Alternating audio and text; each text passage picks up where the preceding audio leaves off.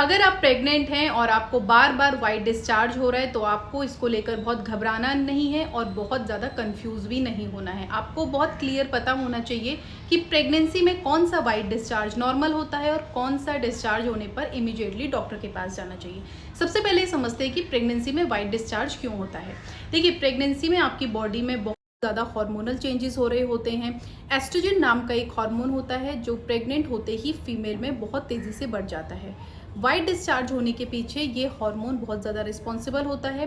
Oestrogen hormone के अलावा pregnancy में पेल्विक एरिया यानी कि पेट के नीचे जो हिस्सा होता है, जो हड्डियां होती हैं, उस एरिया में ब्लड फ्लो बहुत तेज़ी से बढ़ जाता है। ये दोनों चीज़ें मिलकर वजाइना में सिक्रीशन बढ़ाती हैं, जिस वजह से वाइट डिस्चार्ज होता है। अगर आपका वाइट डिस्चार्ज बिल्कुल नॉर्मल है, कोई कलर चेंज नहीं है, किसी तरह की स्मेल नहीं है, वजाइना में किसी तरह की खुजली नहीं हो रही है, जलन नहीं हो रही है, तो ये बिल्कुल नॉर्मल है। लेकिन अगर आपको वाइट डिस्चार्ज होने के साथ जलन हो रही है, उसमें से स्मेल आ रही है, या फिर कलर चेंज हो रहा है, रेड कलर है, ब्राउन कलर है, या फिर ग्रीन कलर है, तो ये एक रेड फ्लैग हो सकता है। इस तरह के वाइट डिस्चार्ज को आपको बिल्कुल भी नॉर्मल नहीं समझना है, बल्कि इमीडिएटली अपने डॉक्टर से कंसल्ट करना है। अब बात करते हैं कि ये वाइट डिस्चार्ज कब होता है। देखिए, हल्का फुल्का वाइट डिस्चार्ज कंसीव करने से लेकर डिलीवरी तक कभी भी हो सकता है, ये बिल्कुल नॉर्मल है। लेकिन अक्सर थर्ड ट्रिमेस्टर में, यानी कि जब फीमेल छठा महीना पूरा करके 7वें महीने में चली जाती है, उसके बाद ये 3 महीने यानी कि 7वां महीना, 8वां महीना और 9वां महीना, इन 3 महीनों में ये वाइट डिस्चार्ज बहुत ज़्यादा कॉमन होता है। अगर वाइट डिस्चार्ज बहुत रुक रुक के हो रहा है, कभी कभी हो रहा है, और उसमें जैसा मैंने पहले बताया किसी तरह की स्मेल नहीं है, कलर चेंज नहीं है, तो आपको परेशान नहीं होना है।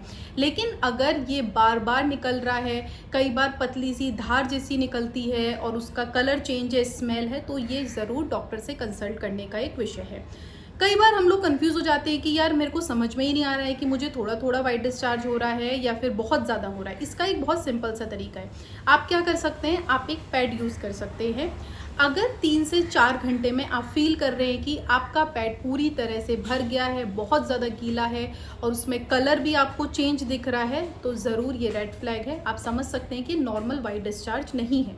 लेकिन अगर आपने पैड लगाया है 3, 4, 5, 6 घंटे में कुछ ड्रॉप्स ही वहाँ पे आए हैं और कोई स्मेल नहीं है, कुछ नहीं है, इसका मतलब ये परेशान होने वाली बात बिल्कुल भी नहीं है। अगर वाइट डिस्चार्ज बहुत ज़्यादा आपको शुरुआत में ही हो रहा है, शुरू के 3 महीनों में हो रहा है, तो डॉक्टर को आपको ज़रूर कंसल्ट करना चाहिए। कुछ कुछ फीमेल्स में ऐसा होता है कि शुरुआत से ही एमनियोटिक फ्लूइड लीक होने लग जाता है।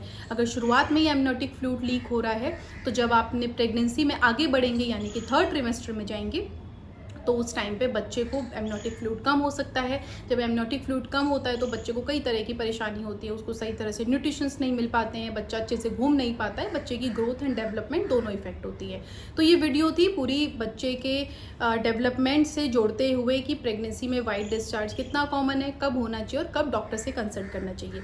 वीडियो अगर आपको यूजफुल लगी हो तो इसे शेयर ज़रूर कीजिए। चैनल पर अगर नहीं है तो सब्सक्राइब ज़रूर कीजिए। Thank you.